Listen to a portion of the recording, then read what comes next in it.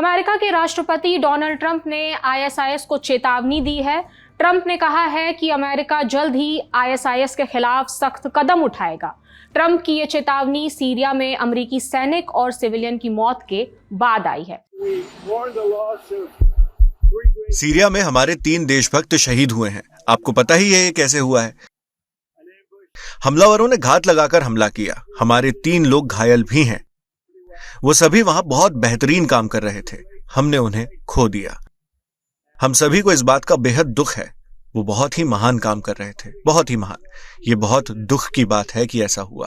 Syria भी हमलावरों के खिलाफ हमारे साथ है, नए राष्ट्रपति ने मुझे बताया। मुझे हैरानी नहीं, वो इस घटना से बेहद दुखी हैं। ये आईएसआईएस का हमला था हम पर और सीरिया पर। हम पीड़ितों के माता पिता और परिवार के लिए प्रार्थना करते हैं।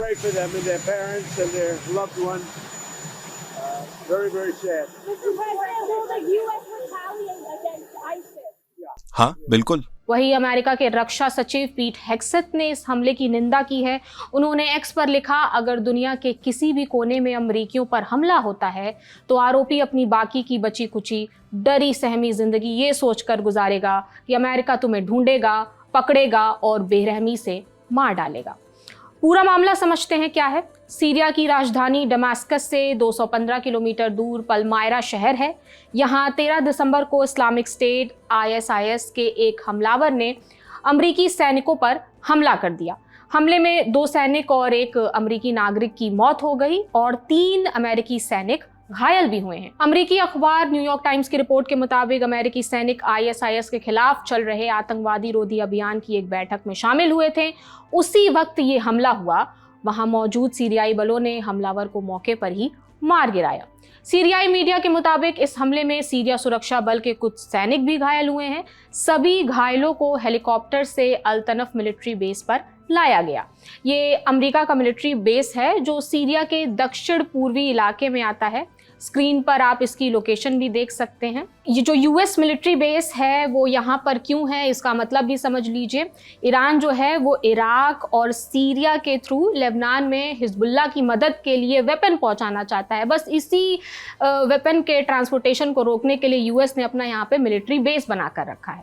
साल 2024 में बशर अल असद की सरकार गिरने के बाद सीरिया में अमरीकियों पर ये पहला हमला है।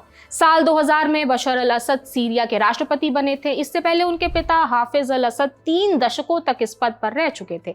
फिलहाल सीरिया के राष्ट्रपति हैं अहमद अल शरा। 8 दिसंबर 2024 को हयात तहरीर अल शाम यानी HTS और उनके सहयोगी संगठनों ने पूर्व राष्ट्रपति बशर अल असद को सत्ता से हटाकर सीरिया पर कब्जा कर लिया था। वो कभी हयात तहरीर अल शाम यानी HTS संगठन के मुखिया हुआ करते थे। 2013 में अमेरिका ने इसे आतंकवादी संगठन HTS को घोषित किया था, लेकिन ट्रंप प्रशासन ने इसे FTO की लिस्ट से अब बाहर कर दिया है। FTO में उन विदेशी संगठनों के नाम शामिल होते हैं जिन्हें अमेरिका ने आतंकवादी संगठन घोषित किया है। HTS को 2018 से अमेरिका ने आतंकवादी संगठन माना था क्योंकि इसके तार अल-कायदा से जुड़े बताए गए थे। ये ग्रुप पहले अल-नुसरा फ्रंट के नाम से जाना जाता था। ये सीरिया में अल-कायदा की ही ब्रांच है। 2016 में HTS ने अल-कायदा से संबंध तोड़ दिए। अहमद अल शरा दावा करते हैं कि HTS के लड़ाके अब राष्ट्रीय सुरक्षा बल से जुड़ गए हैं, लेकिन ISIS तो एक्टिव है ही। अमेरिका ने सीरिया में करीब 1000 सैनिक रखे हुए हैं, खासकर अल तनफ बेस और पूर्वी इलाकों में। ये सैनिक ISIS के खिलाफ काउंटर टेरर ऑपरेशन चला रहे हैं। पलमायरा में जो हमला हुआ उस दौरान US सैनिक इससे जुड़ी मीटिंग ही कर रहे थे। ISIS अमरीकियों को अपना दुश्मन मानता है क्योंकि US ने 2014 से ISIS के खिलाफ हवाई हमले और ग्राउंड ऑपरेशंस किए हैं, जिससे ISIS का टेरिटरी बहुत कम हो गया है। तो ये रही जानकारी और इस पर जो भी अपडेट्स आते रहेंगे हम आप तक पहुंचाएंगे। मेरा नाम प्रगति है। देखते रहिए दी लल्लन टॉप। शुक्रिया।